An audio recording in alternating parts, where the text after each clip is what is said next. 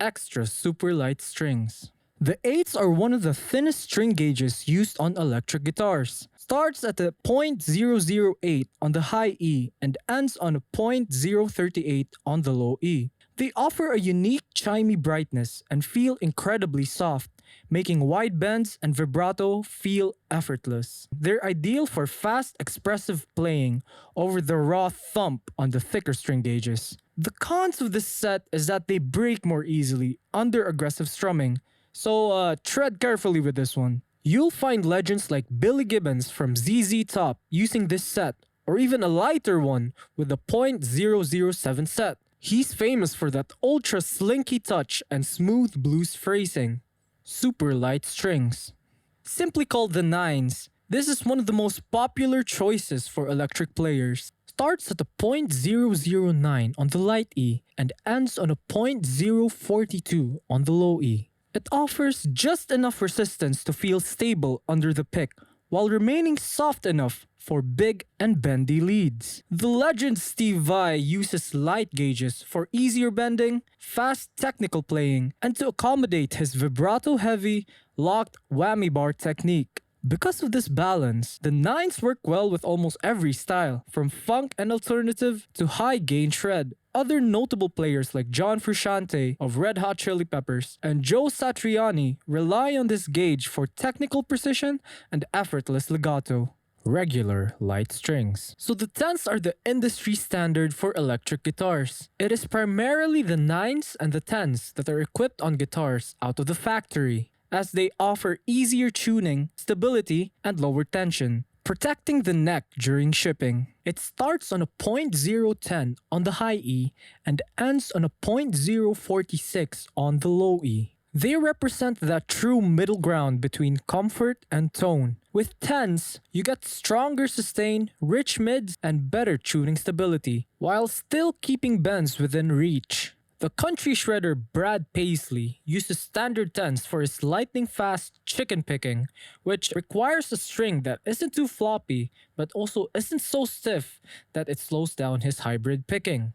Another notable artist is Eric Clapton, because when he uses this set, it provides enough tension for his signature slow hand vibrato and aggressive blues bends. So these are the workhorse strings for blues, classic rock, and indie. Medium strings. So stepping into 11s pushes you into heavier territory. There is an immediate increase in tension and a fuller, warmer tone that fills out a room. So this set starts on a .011 on the high E and ends on a .049 on the low E. While bending takes more physical effort, the dynamic range and note stability improves noticeably, especially if you like to tune down to E flat. Notable artists like Derek Trucks, who is the slide guitar master, uses .011s since he plays in an open E tuning with a lot of slide work. The heavier gauge provides the stability needed for the slide to glide over the strings without hitting the frets. We also have Slash with his signature sound built on a Les Paul,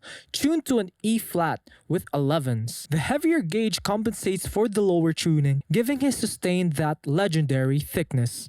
Heavy strings and above. Noticeably stiffer and more demanding, the 12s and 13s provide a rich, commanding tone, while it can vary between brands. The 12 typically starts at a .012 on the high E and ends at a 0.54 on the low E. And 13 start on a 0.13 and ends with 0.56. Typically found on guitars tuned to E flat, drop C, or even lower, because these strings require real finger strength at standard tuning. So these are well suited for jazz purists looking for that thump, blues icons seeking massive sustain, and modern metal or rock players who tune their guitars down. The blues legend Stevie Ray Vaughan was the king of this approach. He used the 0.13 set to achieve his legendary Texas blues tone and tuned down to E flat to make the tension manageable.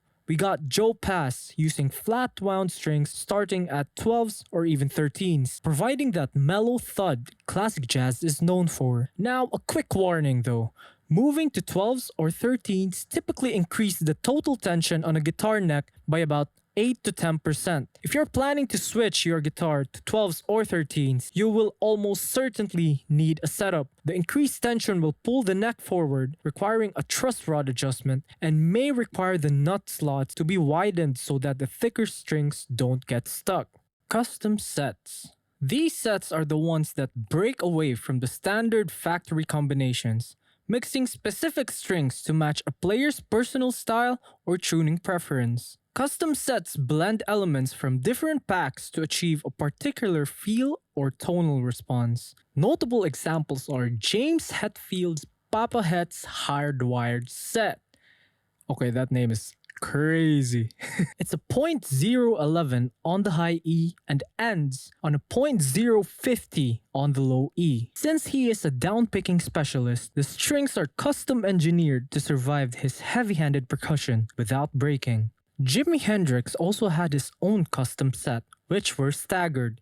This resulted in his low E string to be very thin at just .038. By doing this, he got that signature woody and percussive clang on his thumb over the neck chords. Also, I just recently found out about this. Shout out to this cool set by Brian May's Optima Gold set. It's a standard .009 gauge, but what's so special about it is that it's coated in 24 karat gold. Because he uses a 6-pence coin as a pick, he needs that gold to prevent the coin from eating the strings. This super light gold coated string set is what allows him to perform those incredibly wide, fluid bends heard in that iconic solo from Bohemian Rhapsody.